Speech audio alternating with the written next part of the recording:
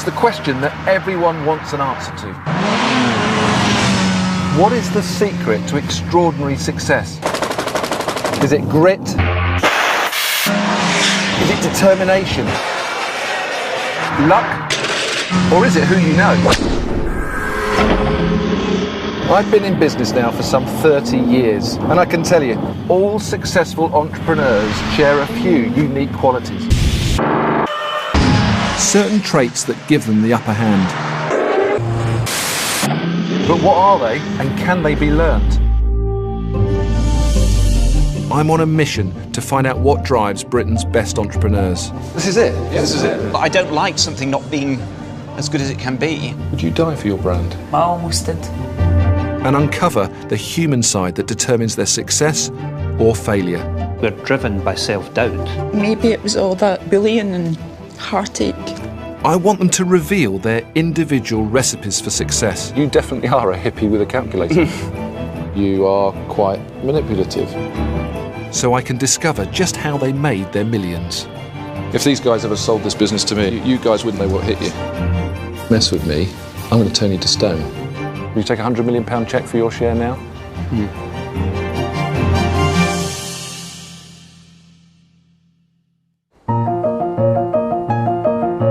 Success in business isn't a fine science. I've turned tiny startups into multi-million pound companies. Not all of my ventures have succeeded. Business is tough. But I've always believed there are certain factors that can give us all a fighting chance.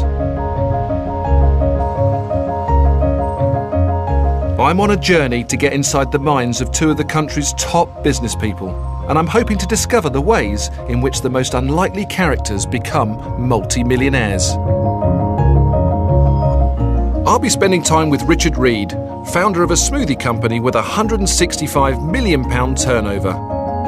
And Michelle Mone, the self-made inspiration behind a multi-million pound lingerie business and who, according to the Rich List, is worth £50 million. Have they both followed the same blueprint to success, or is it their difference that matters most? My journey begins at Fruit Towers in West London, the home of the most successful smoothie company in the UK, and its co-founder, Richard Reed. Oh, the tie's off today. Look at that, the tie's off. No tie. How are you? Good to see you. How's it going? Very Have good. you seen the difference to the way that you travel? Yeah, but I must We're admit, grass-covered vans and you're this thing. I want to be in the grass-covered van. Yeah? It's good fun, actually, and it dances. It's got hydraulics, so it bounces around and you can blare out music for the speakers at the front. We take it to festivals, go out sampling with it. And a lot of my people have met their partners through it as well. Richard is leading a new wave of entrepreneur who have embraced a business style pioneered in the US by companies like Google. He believes that if his employees feel at home, they'll be extra productive.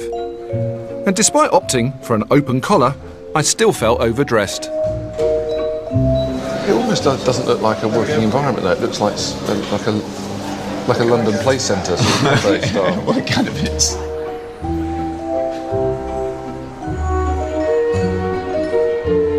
The most important thing is, first of all, have a smoothie. Anyway, so this is the sort of the chiller area. It's basically a big communal area for people to come in for informal meetings.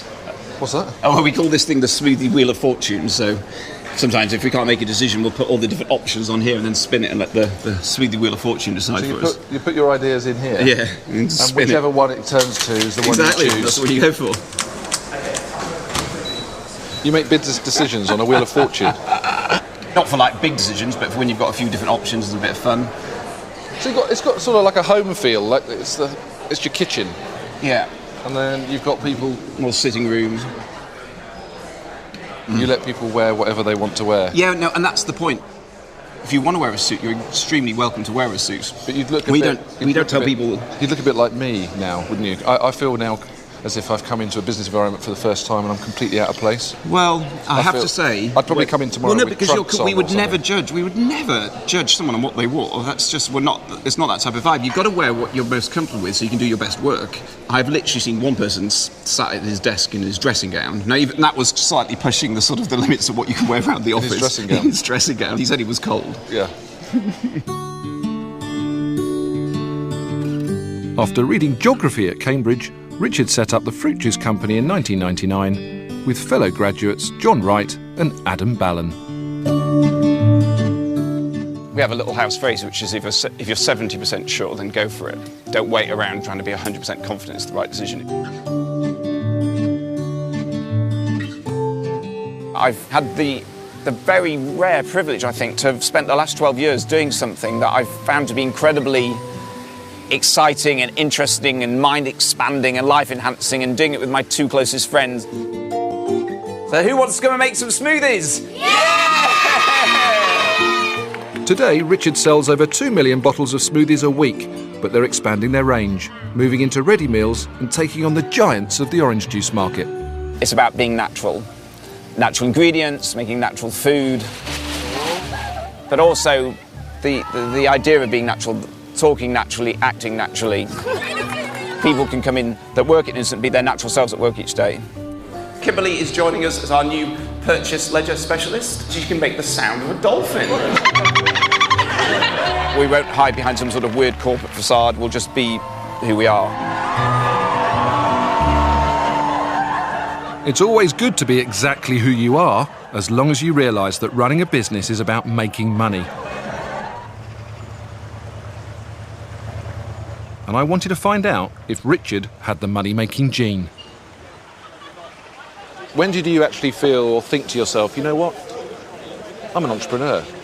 I was 16 and I was working in a dog biscuit factory in Huddersfield, and my job paid £2 an hour, and the task I was assigned to get down on my hands and knees and pick up the dog biscuits off the factory floor that had fallen off the conveyor belt. So I went up to the foreman and said, do you have a brush I could borrow? If you had a brush I could borrow, I could do this job better. And he just looked at me dead in the eyes and said, son, you are the brush.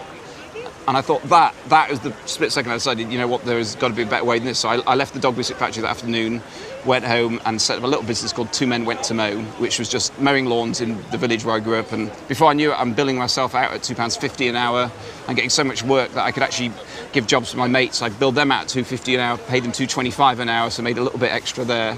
If you don't like the situation, then go about changing it rather than complaining about it. Having the confidence to change what you don't like is an entrepreneurial trait I recognise. But was this Cambridge graduate helped by having a privileged upbringing? I'm from Huddersfield in the north of England. My dad started as a bus conductor and worked his way up to become like a manager in the local bus company, and my mum was a nurse. My mum and dad decided they wanted to sort of pay me to go for a private education. That was funded by my mum going out and working nights, so she'd work 2 nights a week. My parents made massive sacrifices for us as kids. What was your school life like? First year, I came 44th out of 45 in my class in the exams, right? So 1 from the bottom. You know, I think something clicked with me and I worked harder next year. I remember I came 17th, and I remember going home to sort of say, you know, really please myself, I came 17th. And my mum just said, I think you can do better than that. And I remember thinking, wow. So you think from that one defining moment, that was the self-belief injection that your mum gave you? I think it made me recalibrate, yeah. I think it made me think, oh, yeah, that felt pretty good. But then it was like, well, actually, you can do better. Yeah, you can do better. You can do better. And you did. Yeah. And almost the rest is history. Yeah.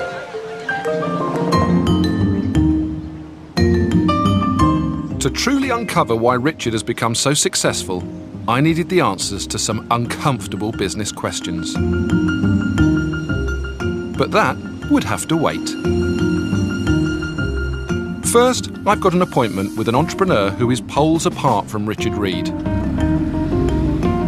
The next stop on my journey is East Kilbride, where I'm meeting Michelle Mone, the tycoon behind one of the country's leading lingerie labels. I wonder what her corporate headquarters might reveal about her particular approach to business. Hello. Hello, how are you? Fine, how are you? Very good. Nice to see you. Wow, thank you very much for Welcome. letting me in. This is our Scottish headquarters, and we've got Hong Kong and we've got China as well. I wanted it shaped like a breast, so you're now in the breast of the building. And when we go upstairs, you'll see it more. And you're not winding me up. This is no, honestly, real. It's real, yeah, and it's kind of shaped like a double D. So there you go.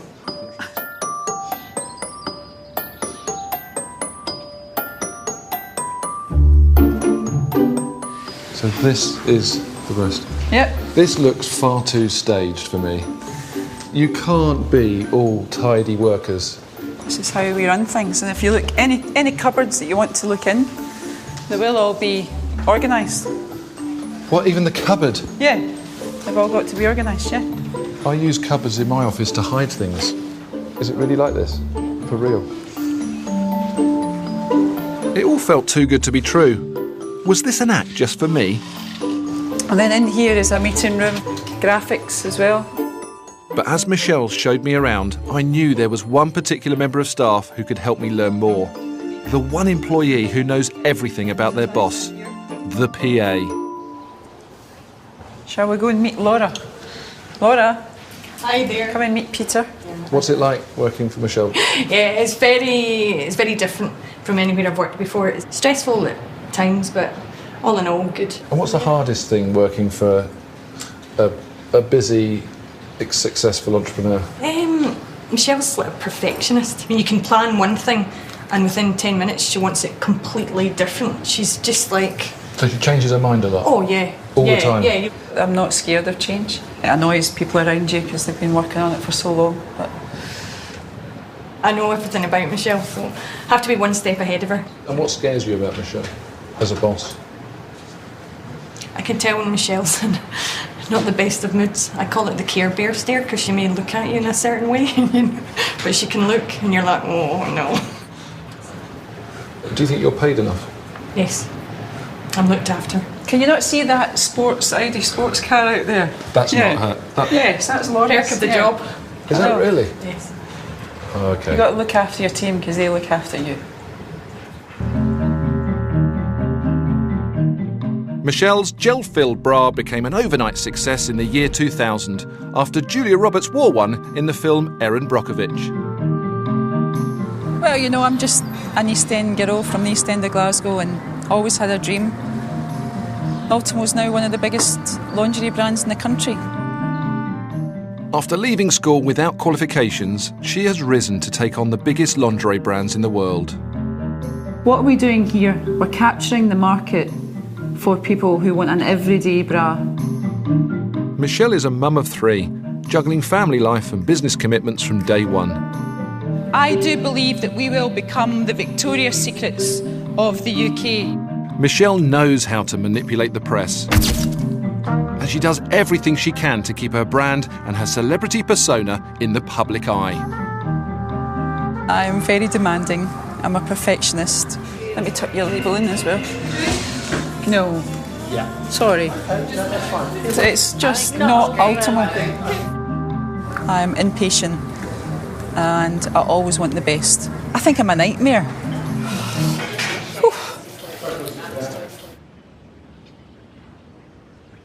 You expect quite a lot, I think. Well, I think that's But why we are where we are, yeah. In this very, very competitive market.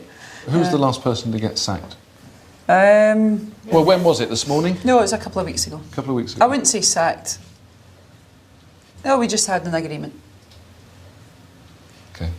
Okay. I'm going to find out a little bit more about this lady.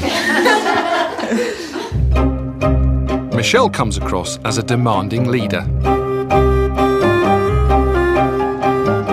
At Fruit Towers, the business environment that Richard and his co-founders have encouraged couldn't be more different. Where's your office in this? I don't have an office. We're completely open plans. No one has offices. I just sit over in the corner. And this is your area here?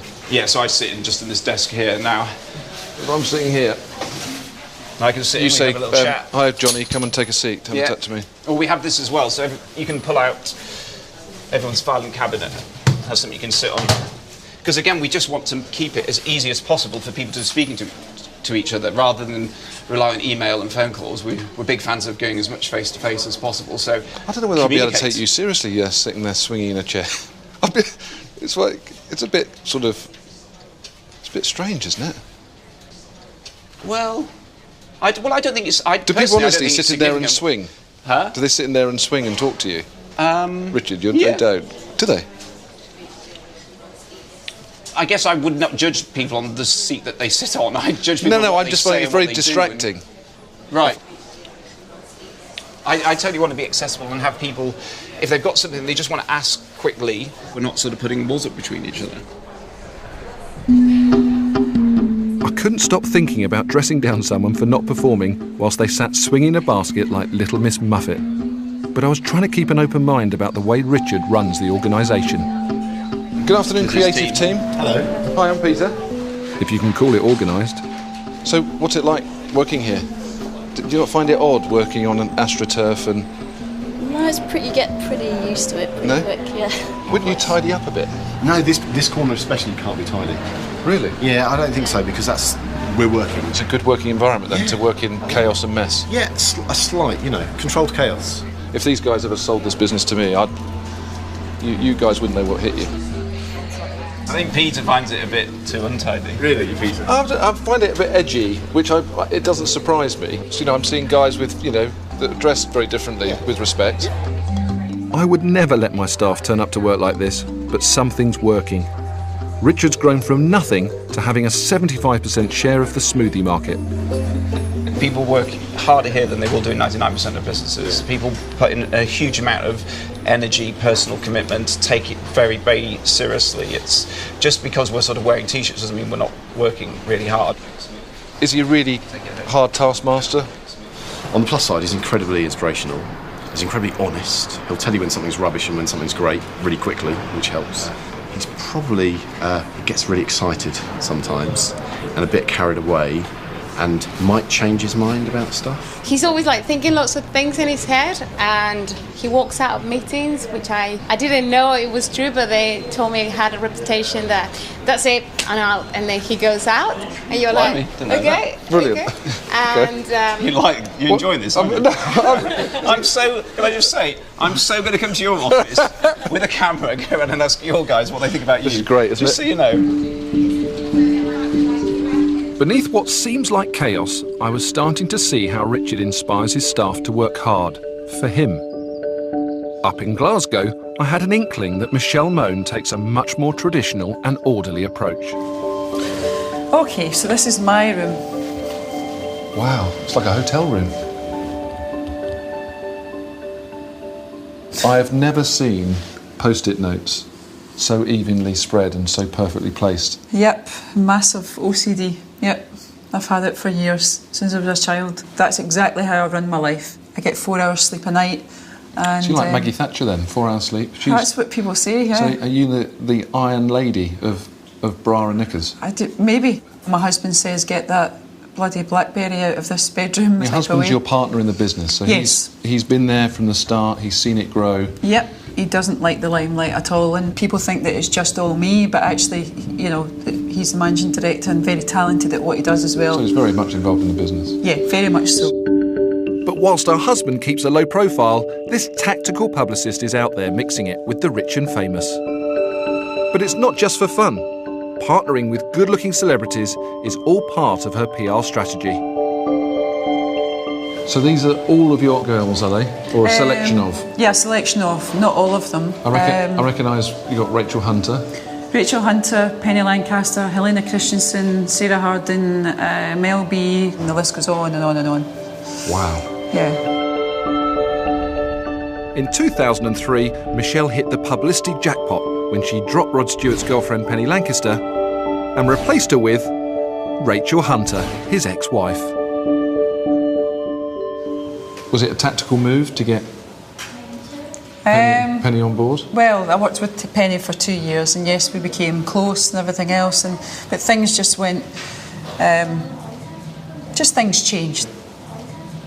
It went on for months and months and months, but, I really did affect me personally. How much of that was a turning point for your business, in a positive way? Massive, because it was worldwide press for the brand. It's the Richard Branson School of PR. Create a multi-million-pound business and use the popular press as free advertising for it. What?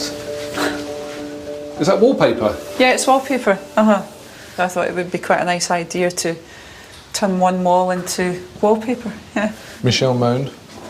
That's it for my OBE. Michelle Mone. Yeah. Any more? Michelle Mone? With Mel. With Mel B. That's New York Fashion Week. The Mail, Michelle. Yeah. What's that one, Michelle? Apprentice, yeah. Hello Magazine, Michelle. Hello. Slim down, Michelle. Yeah. Oh my goodness. The Michelle wall. There's a storyboard here. Yeah. This one wall tells a story about you. Mm-hmm. Probably, I mean, when I was really overweight, you know, I put on 6.5 stone when I went through all the hard times building the company, and put my house up to the bank 3 times as security, and I piled on the weight. And now there's a picture up there where I finally lost 6 stone. Would you die for your brand? Oh, that's probably, well, I've got kids, but to put it this way, when I tell you the story about how we almost went bust, I almost did, yeah. Wow. I would go from here to hell for Ultimo and the rest of our brands as well. Michelle seems like an uncompromising boss.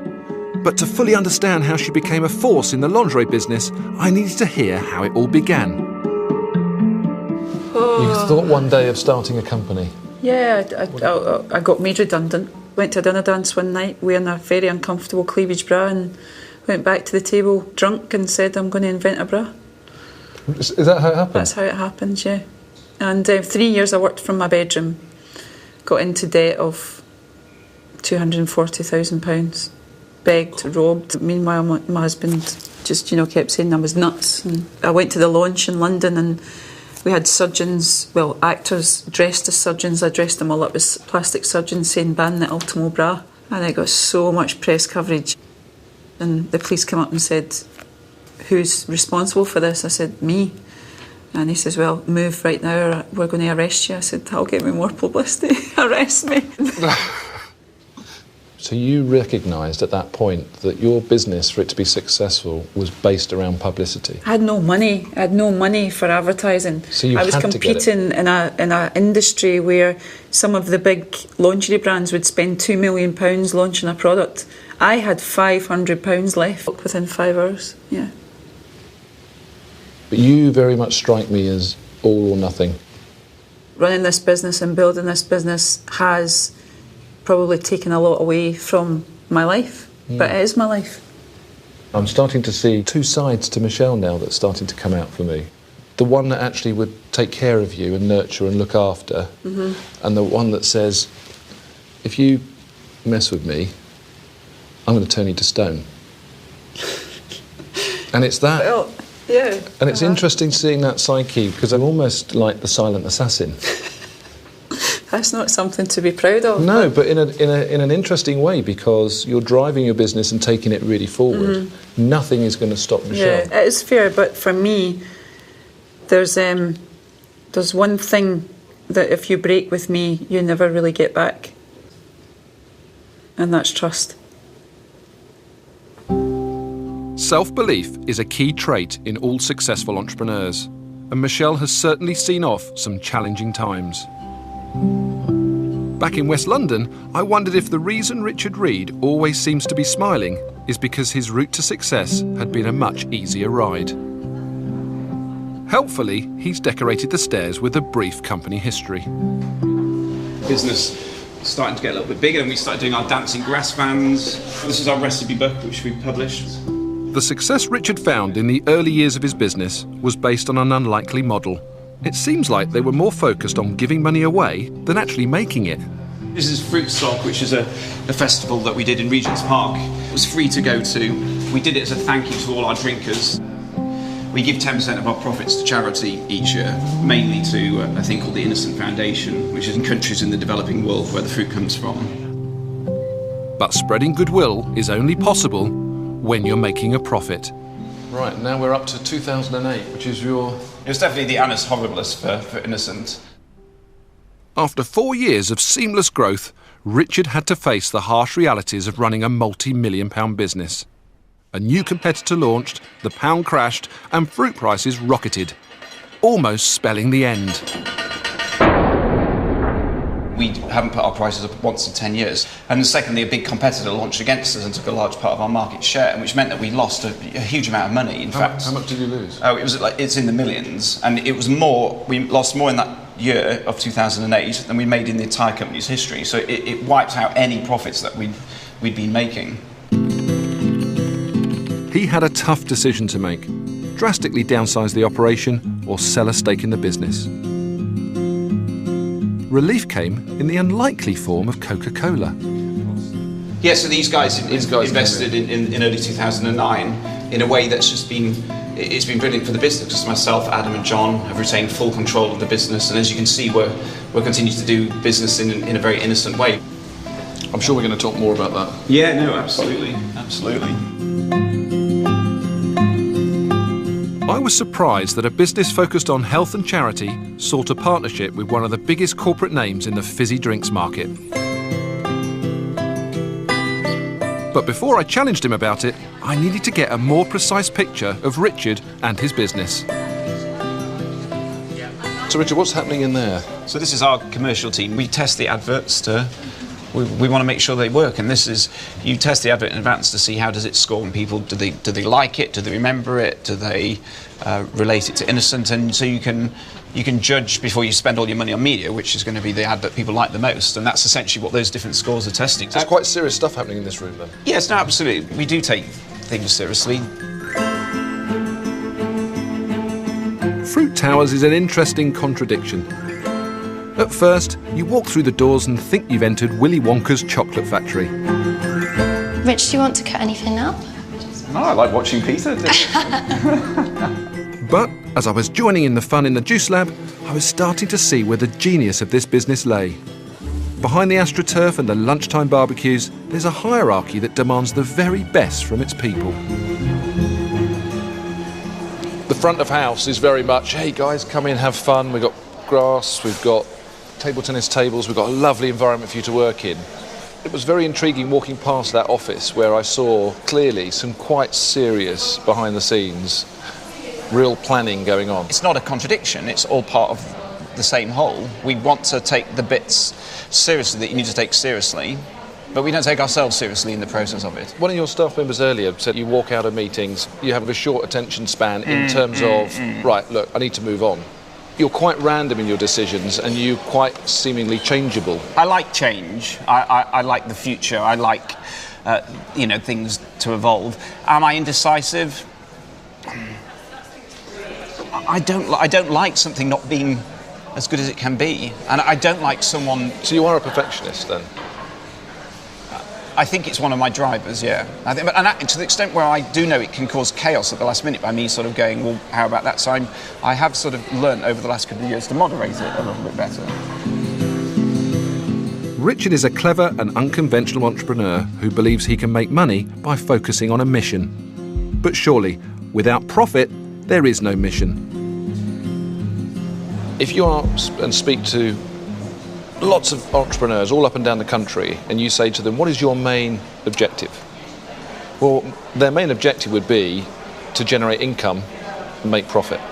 See, I don't agree. And that's not your objective at all? I don't agree. I think, in my experience, when you look at the world's greatest businesses, they are led primarily by a deeply felt sense of mission. And money is fairly incidental. Like 2008, we got it wrong, okay? We made a mistake, the market moved against us and we weren't prepared for it. Of course the money is part of it, and I don't want to be disingenuous and imply that it's not. I'm hoping that, I will become wealthy from innocence, and for that I'll be both appreciative and grateful. I think the world's greatest businesses are led by a sense of mission and purpose. Google, who set up in the same month, the same year as us, and have grown at the same time to be an $80 billion company, so in some ways you could say they're beating us, they talk about, in one sentence, that they exist to organise the world's information and make it universally available. That's a simple, clear mission, and it explains what their business is all about. And that's what Innocent's led by.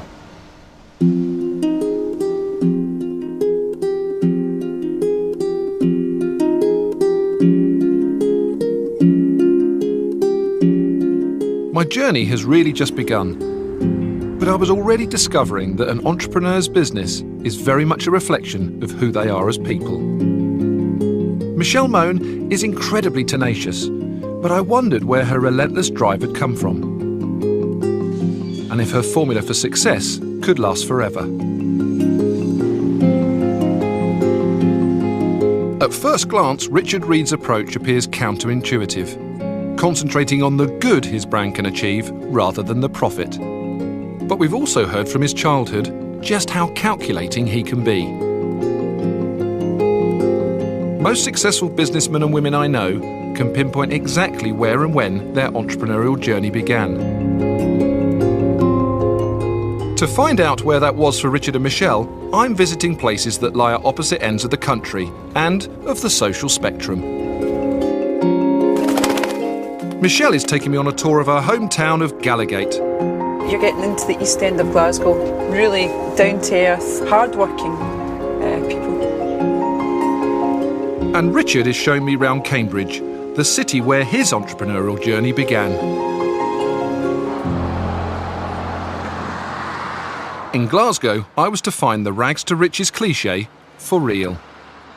Lots and lots of memories growing up here, and this is where I started my first business when I was 10 years old. You were 10? Yeah, So what was delivering the papers in the East End.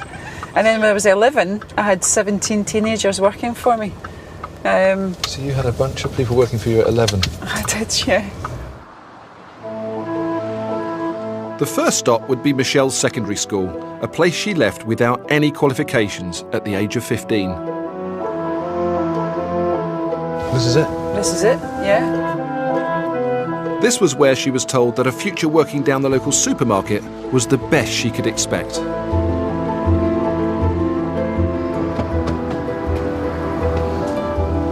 Wow. What does it feel like to be back here? Very strange. Does it? Yeah, but What's your best memory here? my best memory, I don't really have nice memories, to be honest with you. I really struggled at school, academically. I was awful, and I think always been told, you know, you're a failure and you'll never do well. And I suppose everyone around me kept saying, Michelle, you can't do this and you can't do that. And I used to say, why? Why do you say you can't? Surely you can. Surely we can find a way. And I used to challenge everyone. Were you bullied?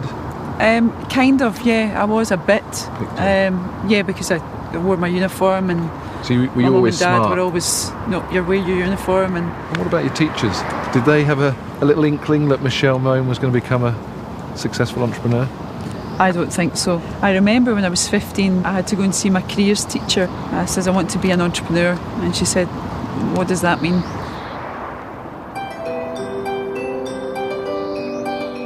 It could have been a determination to prove her teachers wrong that drove Michelle in those early days.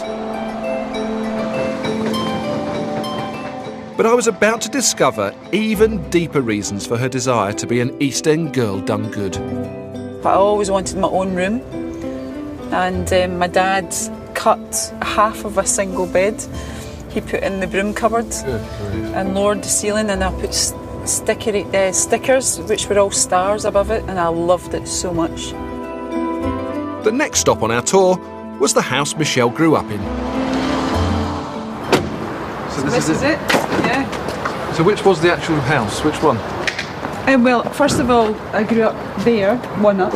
So first floor? Just first floor, yeah. Okay. And then my dad, when he was my age, got confined to a wheelchair, paralysed from the waist down, a disease, hemangioma, blood vessels in the spinal cord. So he couldn't obviously get up the stairs in a wheelchair, so we moved to 54 Ground Right. Which is here? And that was the first time I had my own bedroom. Wow, This is it, 54. Yeah, that was my mum and dad's bedroom. I dare you to ring the bell. Oh no, I can't do that. Henderson. No, maybe it's Ground 2. What's that? Should we go in? I promise I've not teed anything up. Hiya. Hello, hi there. Come in. Is that okay? Yeah, you come. Oh my goodness. Wow, I can't believe this is my old house, and that is the bathroom, isn't it? That's the bathroom. That That was- was your room. That was your room. That in was there, my room. Oh, this is my own.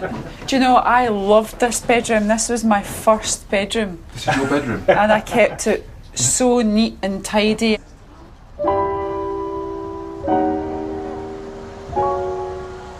From this tenement, Michelle embarked on a career in publicity that began with occasional work as a model. By the age of 26, she was head of marketing for a national brewery. Her old neighbour, Tricia, still lives next door. Hello, you. Oh my goodness. And has documented her remarkable rise to success. Great, Michelle. You got pictures? I've actually got paper cuttings as well, but I didn't want to bring them out. Look at that. Terrible, terrible model. Terrible. No, you wait. Michelle, talk to me. No. You've kept this quiet. No, Talk. Thank you very much. It proves that anybody that's got a dream, and if they follow it through, they can do it. That's true. Michelle was just basically working class, and she'd done it all proud. I could see in Michelle's eyes how much this visit to her old house meant. But facing up to her past wasn't going to be easy. Over dinner, I wanted to find out more. What's your earliest bad memory from here? I would say that there was lots of tough times that I try and blank out. And that was the illness of my dad. That was my mum, going through depression, losing my wee brother. I always used to go to bed crying, I'm not going to have my dad in the morning, and it was just, it was horrible. And how old were you when your brother died? I was about 8 years old. Yeah. So I remember all of it. You do? Every single bit of it, yeah. You've come from a hard background. You've spent all of your life trying to get out of. So there's something that makes Michelle special. Do you see yourself as special?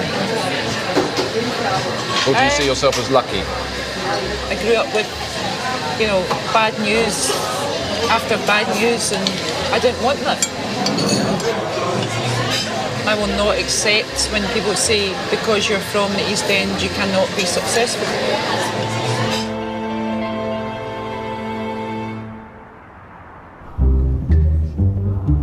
In contrast, the hard work of Richard's parents to fund his private education paid off. He became one of the elite few to make it to St John's College, Cambridge. So we haven't been in here for 20 years. He shared a room with Adam Ballon and John Wright. Together, they would become the co-founders of the famous smoothie brand. So this is the canteen? Yeah, oh yes. Yeah. The innocent canteen. 3 meals a day for 3 years here, pretty much. Yeah. Is that right? Dinner. And yeah, but this is definitely where it started, because the three of us became friends literally from the first night in college, and we all met in the college bar, and I think we sort of bonded, didn't we? Have a sort of a love of nocturnal. Yeah, exactly. And what did you do? Because I know you did geography, didn't you? Was that because you couldn't think of anything else to do? The honest answer is, when I was looking at the different options, the only topic that had less lectures was land economy, which had 7 hours a week, and geography had 8 hours a week, and everything else had more, and so I went for geography. Okay. So I did economics. Oh, wow, okay. I did manufacturing, so getting stuff made. It's almost like perfect, isn't it? You've got somebody that economics knows how to run a business. You've got somebody that actually doesn't really care what they did because they just wanted to have fun. And then you've got somebody that actually knows the whole manufacturing process to put it all together. That's interesting, though, isn't it? Because it does fit. No, I think it was a sort of lucky, fortunate, part of the formula. What you had here was 3 really close friends that had very different skills, but had a complete shared sort of set of values and vision and things that they wanted to achieve. And that's, I think, that was the starting place for the whole business, where the success has come from. It's incredibly rare that 3 mates thrown together at university go on to create a multi-million-pound business. To try and work out just how it happened, the boys took me to meet Colin, their residential porter. So they were pranksters then? They enjoyed their college life. As I say, they kept the porters on the toes all the time. Fit. But the porters loved them. The time we caught them, they always said, "We're innocent." That's where you got the name from. We're innocent. Exactly. Richard's business story begins here in Cambridge, in a dark and dingy basement. Well, this is it? Yes, this is it. That's an underground garage. Yeah, exactly. The enterprising trio transformed this boiler room into the most popular student nightclub for miles around. we'd be turning people away at the door. I think people were coming for the free pizza, not the music. that was our dreadful original strategy, that we offered free pizza at 9 o'clock to try and get people down early. And what happened is a load of rugby boys turned up, ate the free pizza, and then left. And so we were left with an empty nightclub and full of pizza boxes. This is where it all started. I had a lot of fun while you did it. Yeah, absolutely. And that doesn't seem to have changed much. No, it's just one of the best bits of, you're doing it with your two closest mates, so it's just such good fun.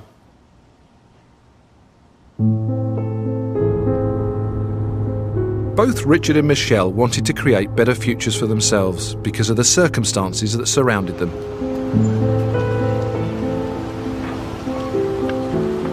Richard desperately wanted to make his parents proud and repay the sacrifices they had made to give him a world-class education. And Michelle was driven by a desire to do better than those around her. Oh, how nice is that? So what is it that links all entrepreneurs? Is there a formula for making millions? If you ask the investors who discovered Michelle and Richard, it wasn't their business plans that impressed them. Maurice Pinto bought 18% of Innocent for £250,000. I think I care less about what the business of the industry is or what the business idea is, and more about the people. I thought they were extremely bright, extremely articulate. Let me say it's the best management team I've ever worked with. Sir Tom Hunter backed Ultimo with £100,000. You can look at the business plan, you can look at the numbers, and you've read as many business plans as me, and none of them really do what they ever say they're going to do. You're really only investing in the person. We saw something in Michelle, that determination, that look in her eye, and you then make an investment in the person. It's reported that both investors made very healthy returns when they sold their shares. In London, Scotland's first billionaire was giving me a further insight into what has pushed Michelle Mone to succeed. Even though Michelle puts forward this, she can be quite fragile. And the thing people don't understand about most entrepreneurs is that we're driven by self-doubt. A lot of successful people who outwardly you think are so confident, but we're all trying to prove ourselves all the time. Yeah. For my final encounter, Michelle had invited me to her Mayfair apartment so I could have a glimpse into her private world. It was here I hoped to uncover the characteristics that have brought her success. Hello. Hello. Peter. Welcome. How are you? Wow. Fine. How are you? But nothing could have prepared me for the obsessive attention to detail that awaited. Okay, can you come? Look at that. That's amazing. Everything has its place. That shouldn't be dirty, is it? No. Everything has to be organised. So everything's in order. 5, 20, 50s. Yeah. Same hangers. Yeah. Every single one the same colour. Everything has to be the same. And the kids have got KPIs that they don't muck the hangers up and... You give your kids... I'm not going to tell you anymore. KPIs, key performance indicators, which are business drivers to measure against for success. You do that with your own kids. And the people in the house, yeah, I do. If your drawers are not organised, and your cupboards are not organised, and your family are not organised, then your life is a mess. You have to compartmentalise everything in your life. And you don't change between business and your personal life, which is different. A lot of people... Really? Yeah, a lot of people are very different in business to they are when they're at home. To be successful, you have to be able to exert control, but Michelle takes it to another level. There must be a reason why she has to organise every detail around her, and the words of Tom Hunter were still ringing in my ears. Is it self-doubt that makes her like this? Are you proud of yourself? I think I am now. I think now that I've lost, all the weight and I'm getting fit, You know, I'm getting my life in order. I was punishing myself for 10 years, and I just kept eating and eating and eating and eating, because I did not feel that I should have money and success. But I feel I'm a lot more content, but I still don't think I've made it yet.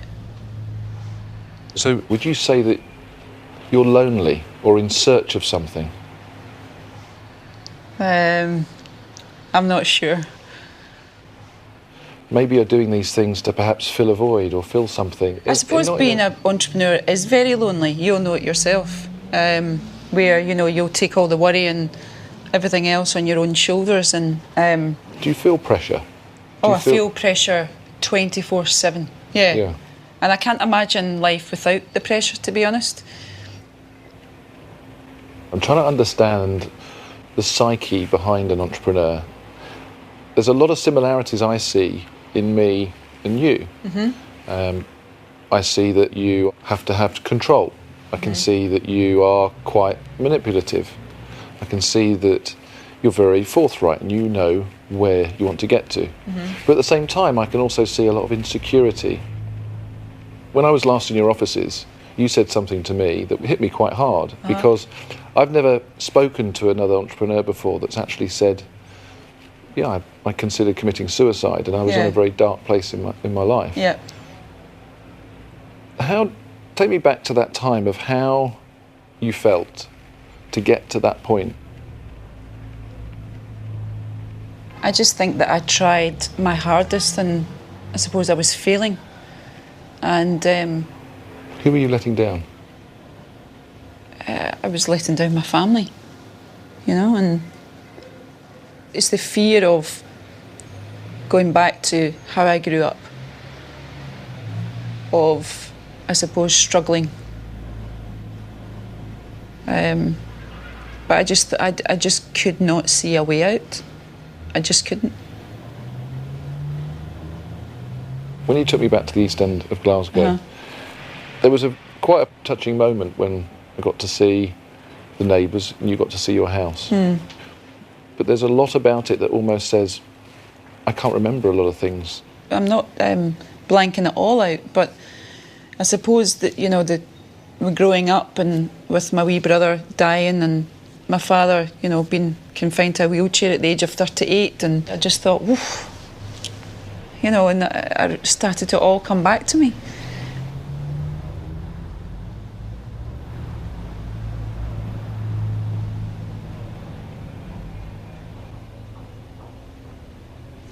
Oh dear, I said I wouldn't cry.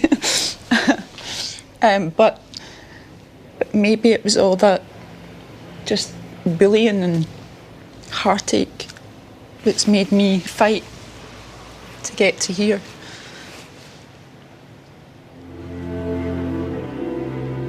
Oh, I'm so sorry. Don't apologise, because it's something to be proud of, and it gives a lot of people inspiration. And the reality is that an entrepreneur is a make-up of all different things. You've been through a journey, haven't you? Yeah. And I think that everybody sees that journey as it's easy, it's glamorous. We see Michelle walking down red carpets. We see her on magazines looking beautiful. But the hardness and the hardships of the journey. And I would say that the next few years, in pursuit of happiness and success, I think you're going to achieve it. Thank you. I really do. I hope so.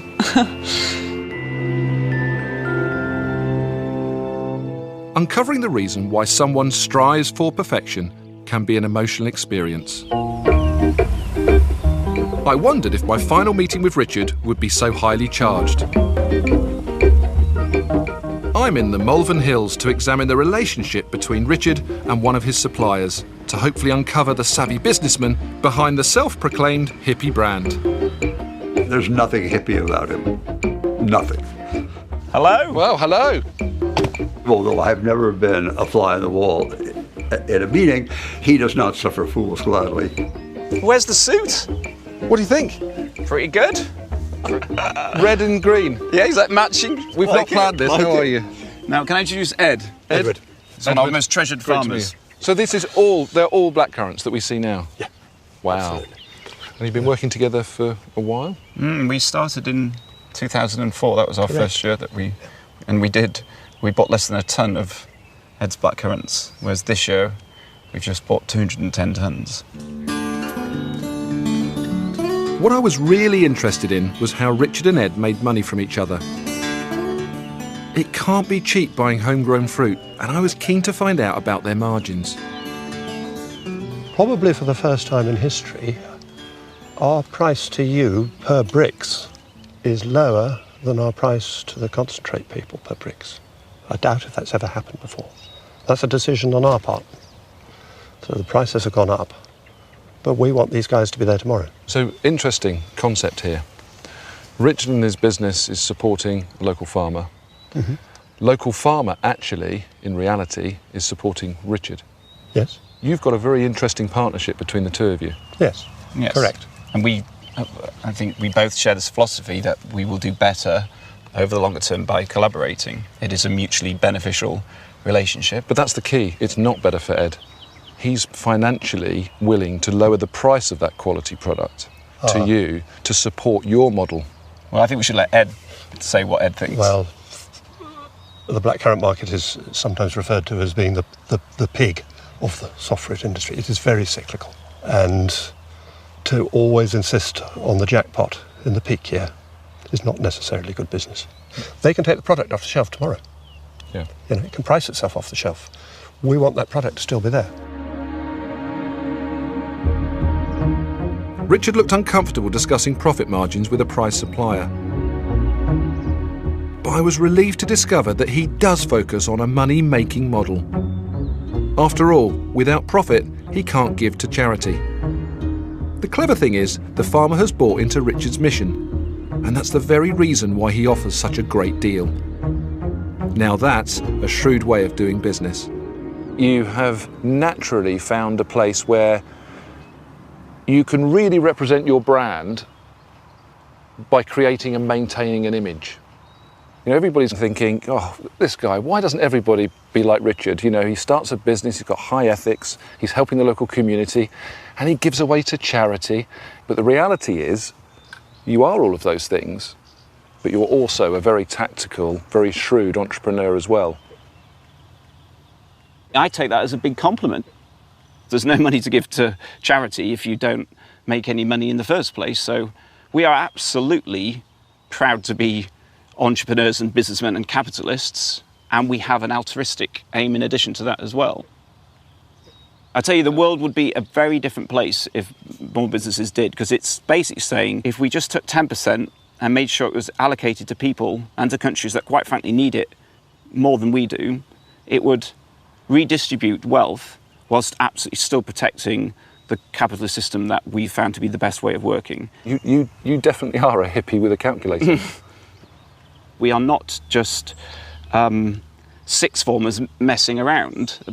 I think some people assume that because we sometimes wear T-shirts to work, but what you wear does not reflect on how hard you work. It's been a big, tough challenge all of the way. It's been extremely enjoyable and exciting too. The way Richard does business is admirable, and for that I have to give him and his partners credit. But there was still a burning question I had to ask. With such a strong business ethos, how did they justify selling a majority share of their business to Coca-Cola? If you'd known me 3 years ago and I'd said, Richard, you got this deal with Coca-Cola, you can meet them 4 times a year, they want you to run the business and they're going to give you 30 million. And I said, Richard, I'm going to give you the same deal, I'll give you 30 million. Which one would you choose, Coca-Cola or Peter Jones? Well, after having seen you on Dragon's Den, I would definitely choose Coca-Cola. Definitely. That's outrageous. Man, you're a tough negotiator, and you definitely wouldn't have extended the terms that Coca-Cola did. But I kind of liken it to a little bit like I've got a nice, seriously famous health club chain, and Cadbury's invest in my business. Was there any of the 3 of you that thought, I don't want to do this? Without that money coming in from Coke, we would have been a business hugely retrenching. We would have had to make half the team redundant. We would have had to cancel our international expansion. I feel like I'm interviewing like a politician. You're not answering my question. Oh, what was the great? Did any of you say no? No, we were all absolutely. So you were all 100%, all three of us. It was a very unusual deal that they did, where they would put in money, but absolutely take a back seat, allowing myself, Adam, and John to keep full control of the company. Even the hardened cynics would admit now that we are absolutely more innocent than we've ever been. We've pushed even further into our sustainable agricultural projects. We've continued to fund the charities. It's mainly just asking their advice. You know, they've been in business running one of the world's most popular brands for 125 years. In a very small way, there are things that Coke take from innocent as well. And so I really do think it's been a relationship that's been good for both parties. Have you got an ultimate goal? I want to get rich and die poor. The idea is I would love to sort of, get to be, in a strong position financially, but by the end of life have, given it away. Coca-Cola come to you knocking on the door and saying, guys, we want to buy you out. Is that a conversation that you will have? Don't know, actually. 20 million each? 50 million? Keep going, mate. 100 each? What price do you put on it? I don't know is the short answer. You take a £100 million cheque for your share now? Well, you've just gone from 20 to 50 to 120 seconds, so I'm going to hold that a little bit further. 100 million for your share in Innocent. Cash. In the back of the Maybach. I'd have to speak to my wife.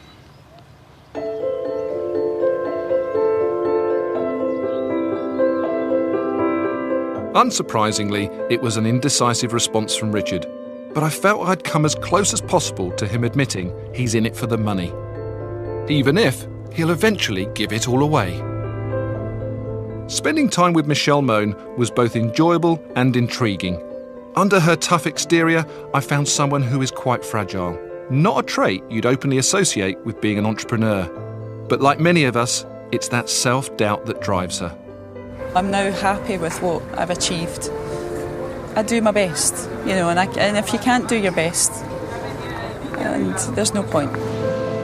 Richard Reid was a tough nut to crack, but now I understand why he's such a success. He has very cleverly created a product that harnesses his values. My business ethos is do something you love with people that you love, do it in a way that you can be proud of, genuinely try and make something better. These are just two inspiring ways to make millions. Every entrepreneur has their own eclectic mix of hard work, luck, skill, and self-belief. And there's one thing for sure, we don't readily take no for an answer. Your job as the entrepreneur is to hear the no and turn it into a yes. I don't just accept no. I always say why? If I don't take risks every single day, life becomes boring.